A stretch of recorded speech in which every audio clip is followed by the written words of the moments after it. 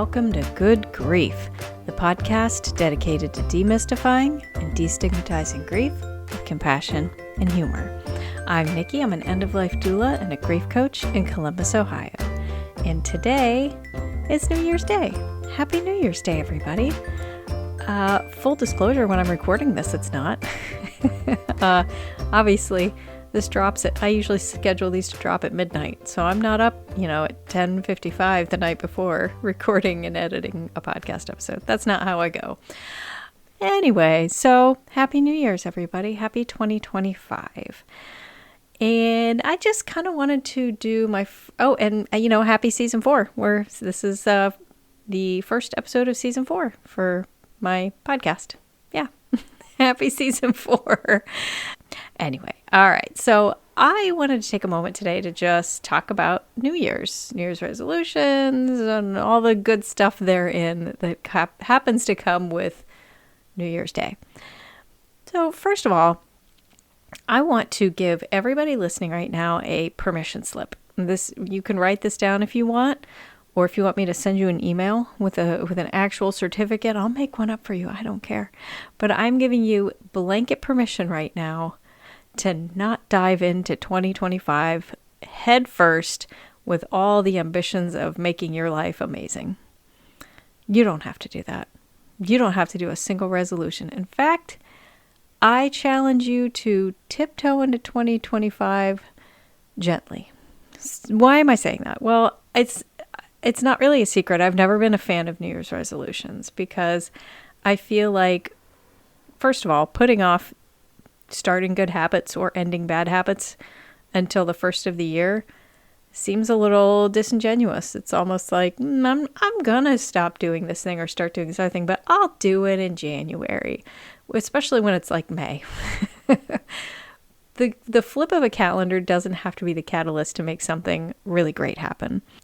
When I have made decisions in my life that I want to start something new or different or change something about my life, I never say, well, I'm going to wait until the first of the year. Or even, I might say like, oh, I'll do XYZ starting on Monday, unless it's like Tuesday. Because then if you're putting it off, it's kind of a sign that maybe you're not ready for whatever it is. So I'm one of those, like, if you want to start a new great habit, start right now. So if you want to make positive changes in your life, don't get me wrong, New Year's feels like a beautiful clean slate because you have so much possibility. It's like a blank notebook. Is there anything better than a blank notebook? Oh, all the possibilities that are in there, But if you want to make a positive change, make it at any time. But my other issue with New Year's resolutions is there's so much pressure on them. I am a self-proclaimed gym rat. I don't go to the gym anymore. I don't have a membership, but in years past, I've had gym memberships. I've gone to classes. I used to go to Zumba all the time, and I used to go to spin classes a lot. I love working out. Fitness is a huge part of my life. And I would every year stop going to the gym in January because the gyms were mobbed with people who decided this is the year I'm going to get fit. And then by the third week of January, gyms were all empty again. There's just so much pressure to make these huge sweeping changes all on January 1. And let's face it, on New Year's Day, we're all hungover and tired and full of food. So we're not doing much anyway, typically on New Year's Day.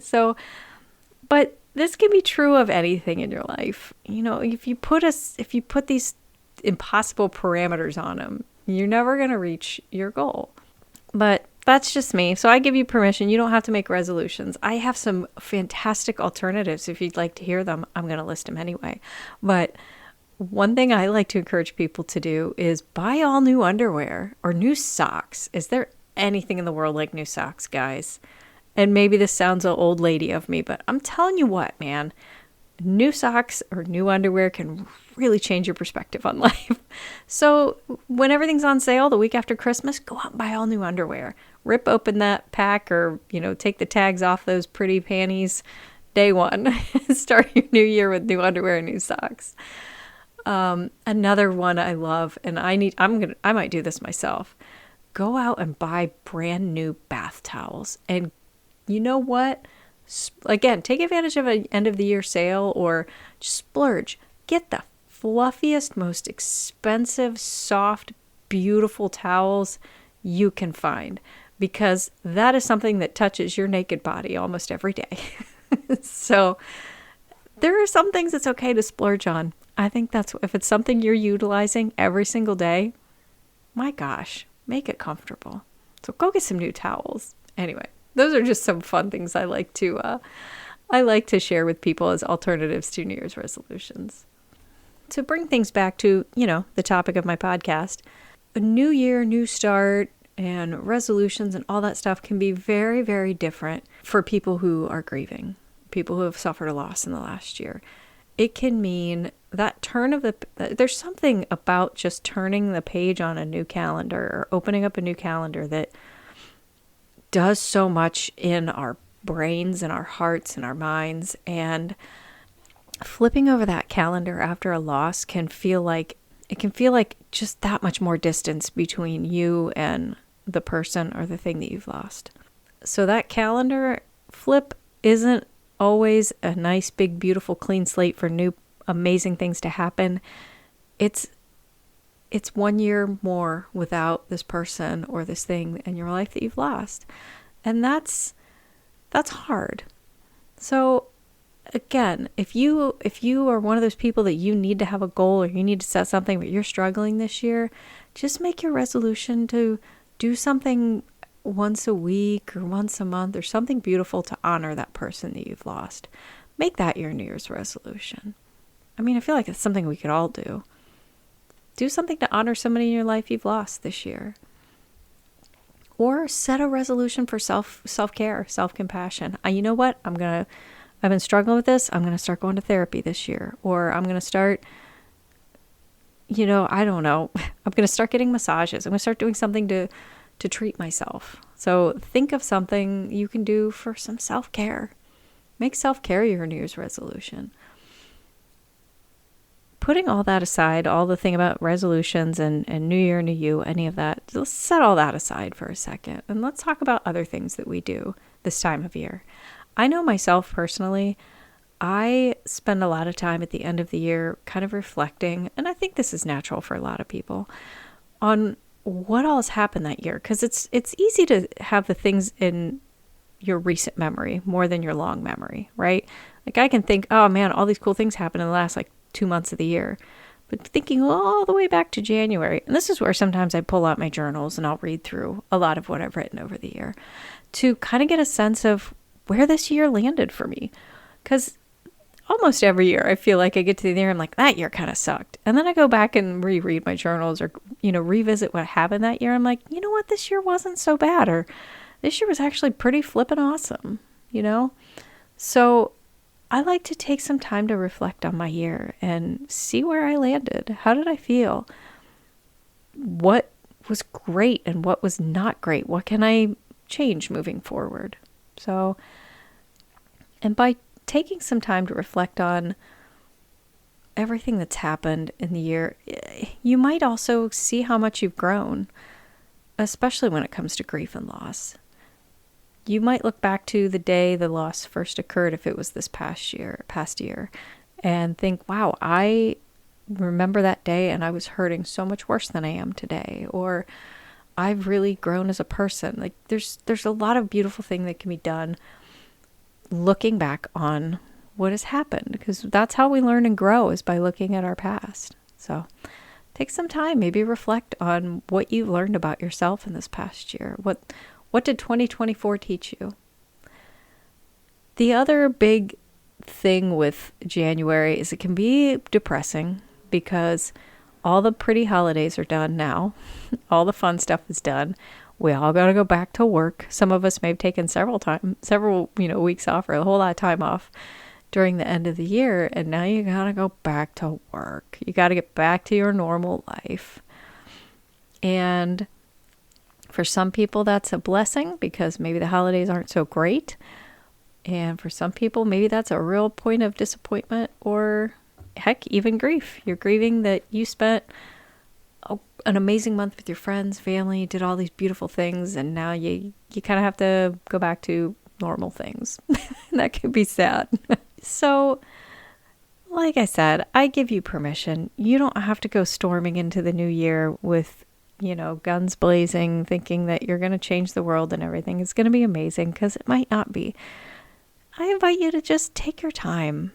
Spend some time reflecting, like I said, on this past year. What have you learned? And what small improvements do you want to make in your life? But regardless of all that, if you are grieving, if you have suffered a loss, if you are just not in the frame of mind for any of all this crap, that's okay. If I were to ask you to set a New Year's resolution for yourself any year, it would be, this year I'm going to cut myself some more slack. So that's really about it. As far as myself and this podcast, I foresee no big, broad changes on the horizon for me, my business. Well, maybe some for me, but as far as this podcast goes, I'm not going anywhere, you guys. I'm staying right here. And believe me, I have had days where this podcast is a lot of work. I mentioned that, I do everything on my own here. I don't have a crew. I don't pay anybody to do any of this work. I literally do all of this myself. I make the social media posts. I edit. I record. I do everything. The only thing I didn't do is write the music, which I mention at the end of every episode where that came from. So other than that, I'm doing this all myself, and it's a lot of work. And there's so many times where I feel like this just is more work than it's worth. And I outside my Patreon, I don't make a penny on this podcast. There's no ads, as you can tell. If there are, whatever streaming service you're listening to, put them in, and I'm not getting a cut. So send them a nasty letter. But I don't get ad revenue. I don't have sponsors. None of that. This podcast is because I want to do it. But I every now and then I hear from one of you who have taken the time to either write me an email or reach out through my socials or my website, and just, you've said some beautiful things, and you've told me how much this podcast has helped you or impacted you, and that's why I keep doing it. Yeah, it's a lot of work. Yeah, sometimes I get annoyed when I'm like, oh my God, I gotta go record another episode, but I know that it's helping people, and that's the only reason I started it. That's all I wanted out of this. I wanted to help people feel less alone in their grief. So here I am. So I have no intention of going anywhere at this time. My husband and I are hoping to move at some point. I don't know if that's going to happen this year. I don't know the feasibility of it, but we're hoping to get out of here. And my business, everything I have will stay the same. I started my caregiver group. I'm really hoping that grows. I'm really hoping I get some people on there because I want to help. But that's about it. I don't do any grandiose resolutions. I think I am going to go buy some towels, though. I might get some nice towels. But pro tip, if you do buy yourself all new towels and you have all your old towels, donate them to an animal shelter. Don't just take them to the thrift store. Animal shelters are always looking for towels. There you go. You're welcome. And the dogs and cats and animals of the shelters, thank you as well. All right. You guys, that's all I have for this week. I just wanted to say a very happy new year and remind you that you are all beautiful human beings. I see you and your grief, and you're not alone. Because what do I say at the end of every episode? Speaking at the end of the episode, we are there. So now it is time for the Death Deck. Actually, nope. I'm going to pull one today from the End of Life Deck. Woo. Okay, I'm going to shuffle these up here. Whoop. Pull one at random. Drop it on the desk. Ooh, here's a good one. Oh, and you know what? This can be a New Year's resolution. Are there any conversations you haven't been able to have that are on your mind? A, nope, I've always been an open book. B, there might be one or two, but I'm not sure how to start them. Or C, yes, actually, can we have a talk? There you go. There's a New Year's resolution, and this is something I've mentioned, when I work with my clients, a lot of people have regrets or unfinished business, things they never did or said in their lives that they wanted to. And we're all going to have something probably at the end of our life that we're like, oh, I should have, or I should not have XYZ. But I always encourage people, because I know these, because I see this a lot, it's in the front of my mind. Have those conversations. Never shy away from telling that person you love them. Tell somebody how you feel about them, or do the thing. Just do the thing. Life is so short. So if there's that I think should be your New Year's resolution. Is there something you have been meaning to tell somebody and you just need to tell them? Tell them. I mean, unless it's just pointlessly hurting them, maybe don't. But if find a time to bury that hatchet. Reach out to that person you haven't spoken to because of some weird argument you had 1,000,000 years ago. Bury that hatchet and start over again. Life's too short, guys. All right, that's it. Thank you so much for tuning in. I hope you're having a super awesome New Year's Day. I hope your 2025 will be beautiful and all your dreams will come true. If nothing else, I just hope it's peaceful for you. Please take care of yourself. You can find me on the socials. You can tell me your answer to the Death Deck question. If you have topic ideas or if you'd like to be a guest on my show, you can reach out to me. I'm on Facebook, Instagram, and TikTok, all at Nikki the Death Doula. NikkiTheDeathDoula.com is my website. You can contact me there. I'd love to hear from you. But that's all. I hope you have an amazing week. And remember, as always, your grief is yours. Your feelings are valid. Grief doesn't always have to suck. Good Grief with Nikki the Death Doula is produced by Nikki Smith of Nikki the Death Doula LLC in Columbus, Ohio. Nikki the Death Doula LLC is for consulting, education, emotional support, and guidance, and is no way considered a funeral establishment or licensed mental health establishment. Scripts, editing, sound design, literally everything with this podcast is done solely by Nikki Smith of Nikki the Death Doula LLC, with the exception of the music. The music is Cheery Monday by Kevin MacLeod. Licensing information can be found at filmmusic.io.